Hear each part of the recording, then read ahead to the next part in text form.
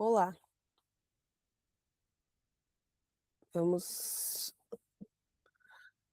falar sobre o texto Emprego e Distribuição da Renda, publicado numa revista da Unicamp, explorando um período muito importante da história econômica recente brasileira, 2003 a 2013. A ideia é entender um pouco como o emprego formal se expandiu de forma extraordinária, como os salários evoluíram e quais foram os avanços e os limites na distribuição de renda dos trabalhadores brasileiros neste período. Baseado, então, como eu disse, num texto para discussão, número 298, do Instituto de Economia da Unicamp, de autoria de Paulo Baltar, Jaqueline Sowen e Guilherme Campos, publicado em 2017.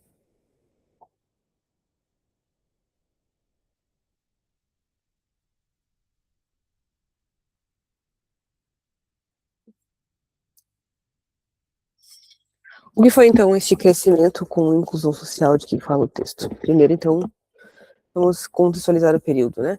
Entre 2003 e 2013, a economia brasileira cresceu quase 44%, 43,9%, uma média de 3,7% ao ano. Para um país em desenvolvimento, isso é modesto. Mas o que chamou a atenção não foi, então, o tamanho desse crescimento, e sim a sua qualidade. O emprego formal, medido pela RAIS, nesse caso, a Relação Anual de Informações Sociais, cresceu 66,4%. Ou 5,2% ao ano. Ou seja, os empregos formais cresceram 50% mais rápido que o próprio PIB. Na prática, o Brasil saiu de 30 milhões para 50 milhões de empregos formais de 2003 para 2013. São 20 milhões a mais. É um número bastante expressivo, né, de pessoas com carteira assinada ou equivalente a isso. Além disso, o poder de compulsório médio desses empregos cresceu 30%, quase 31%, 30,6%. Não é explosivo, não é um número exorbitante, mas é real e contínuo, né? Um número bem considerável. A grande novidade do período, portanto, então, não é a velocidade do crescimento, mas a formalização aí dessa empregabilidade. Pela primeira vez no Brasil, um crescimento econômico veio acompanhado de redução da desigualdade e não de aumento da mesma. Nesse terceiro slide, a gente mostra um pouquinho de onde esse emprego formal cresceu, né? No gráfico, a gente consegue ver claramente que a construção civil teve uma participação bastante grande nesse crescimento, então 86% aí foi onde mais cresceu, né, na construção civil. Depois vem a indústria extrativa com 70%, a indústria de transformação com 40%, bem mais abaixo já. Comércio com 43%, alojamento e alimentação com 48%, e daí em diante muita coisa na casa dos 40% e depois para baixo. Mas tem um detalhe importante, né, que mesmo que em setores que concorriam com produtos importados, o emprego cresceu. Como isso é possível? Porque a demanda doméstica cresceu, tanto que mesmo com a entrada de importados, havia espaço para expandir a produção nacional e gerar empregos. O PIB crescia a 4,8% ao ano nesse período, e o emprego formal crescia 6,3%. A diferença era a formalização. Estabelecimentos que antes não registravam trabalhadores passaram a registrar. E isso faz uma diferença enorme. Depois de 2008, houve uma desaceleração. A partir de 2008, a crise financeira global chegou ao Brasil, e aí a gente tem um resultado bastante surpreendente, né? O PIB desacelerou fortemente, de 5 ali, 4,8% ao ano para 2,6%, então essa queda do azul para o amarelo de 5 para 3%, é uma queda de quase 50%, de 46%, mas o emprego formal desacelerou muito menos, de 6 para 4, né? De 6,3, na verdade, para 4,1 ao ano, uma queda de apenas 35%. Então você tem quase que 50 versus 35. Ou seja, Mesmo com o PIB crescendo bem menos, o emprego formal continuou crescendo com vigor. A razão é a mesma de antes, a formalização da economia continuou. As empresas continuaram sendo registradas, os trabalhadores continuaram sendo formalizados. E isso demonstra que a geração de emprego formal nesse período tinha uma lógica própria, mais estrutural do que conjuntural. Não era só o ciclo econômico que estava ditando isso, né? Era uma mudança na forma como a economia brasileira funcionava, de fato. No slide 5, a gente apresenta a pirâmide salarial do emprego formal aqui, conforme apresentado no artigo. Um pouco da estrutura dos salários desses empregos. Os autores classificaram, então, as ocupações em 4 categorias, da mais bem paga, alta renda, para a menos paga. Obviamente, no topo da pirâmide, então, a gente tem a categoria A, alta renda, onde a gente vai ter lá dirigentes e profissionais de nível superior, que representam apenas 10% dos empregos, com salário médio de 8 salários mínimos. Logo abaixo, categoria B, técnicos qualificados, Forças Armadas, são 13% dos empregos, com salário médio de 4,8 salários mínimos. A queda é bastante expressiva, né? Quase metade, se a gente puder arredondar. Na terceira camada, categoria C, a gente tem escriturários, professores de ensino médio, técnicos de saúde. São 27% dos empregos, então bem mais expressivo, que a gente já tem mais de um quarto da população com emprego formal, com salário médio de 3,1 salários mínimos. E na base da pirâmide, a categoria D, baixa renda, a mais reveladora. 50% de todos os empregos formais do Brasil estão aqui. São serviços, vendas, trabalhadores de agropecuário, produção industrial básica. Salário médio de apenas 1,9 salários mínimos. Em países desenvolvidos, boa parte dessas ocupações estaria na categoria C e não na D.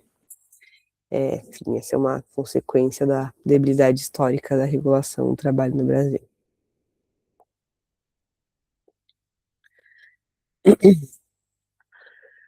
Como os salários melhoraram, né? Segundo os autores aqui, por 2 fatores chaves que puxaram essa melhora. Apesar das limitações estruturais, então, os salários melhoraram.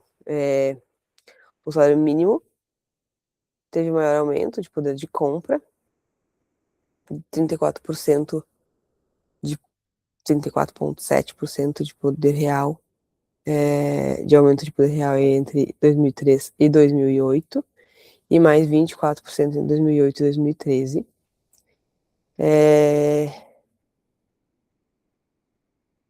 E 2 fatores aqui que foram responsáveis por essa melhoria. Primeiro, o salário mínimo, né? Serviu como âncora para os salários mais baixos, especialmente para a categoria D, base da pirâmide que a gente acabou de ver.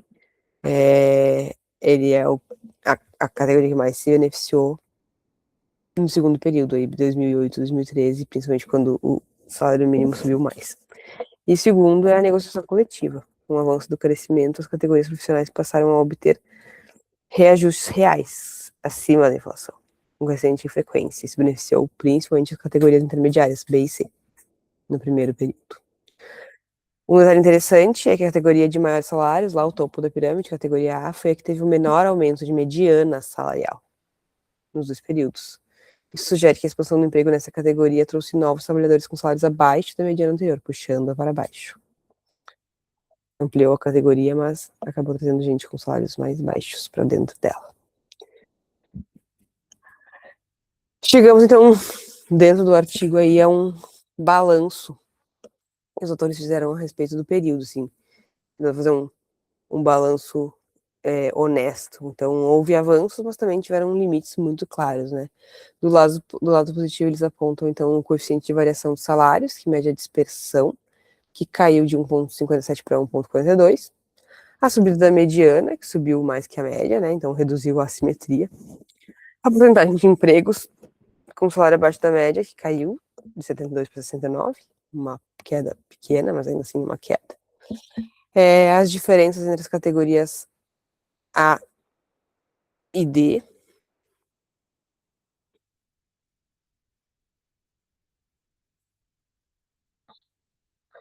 que diminuíram 3,4 vezes para 3 vezes. E os reajustes reais que tornaram-se mais frequentes em todas as categorias, né? Sempre acima da inflação.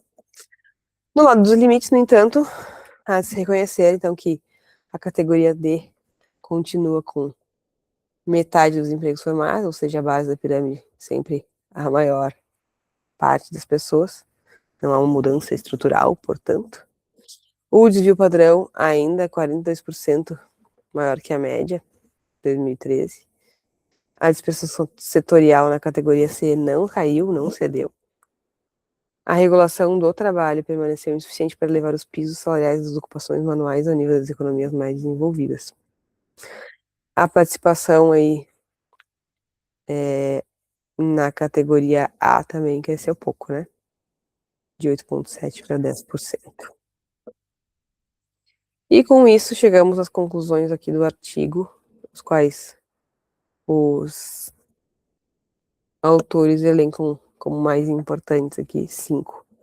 A primeira delas sendo que o crescimento desse período foi moderado, né, em volume, mas de fato extraordinário em formalização. São 20 milhões de novos empregos formais em uma década. Como segundo grande ponto, eles falam sobre o salário real, que cresceu de forma expressiva, né? Como partiram de um patamar muito baixo, deprimidos lá pela crise de 97, 2003, ainda é baixo no final de 2013 a renda, mas o crescimento foi bastante grande. Terceiro ponto, a formalização continuou mesmo na desaceleração pós 2008, mostrando que o processo era estrutural, né, não só conjuntural. 4, metade dos empregos formais ainda está na categoria D. Mudar isso exige muito mais do que só o salário mínimo, então é uma mudança estrutural, não conjuntural apenas. Exige regulação do trabalho, exige que estruture-se as ocupações manuais, como ocorreu historicamente nos países desenvolvidos. Isso a gente não está nem próximo de ter feito ou fazer. E, em quinto lugar, e último, a ideia de que, para dar continuidade ao crescimento com inclusão no Brasil, precisaria aumentar a taxa de investimento e a competitividade industrial, né? Desafios que se tornaram ainda maiores com a crise global e o fim do boom das commodities após 2011. Era isso aqui sobre o texto proposto para apresentar hoje. Muito obrigada.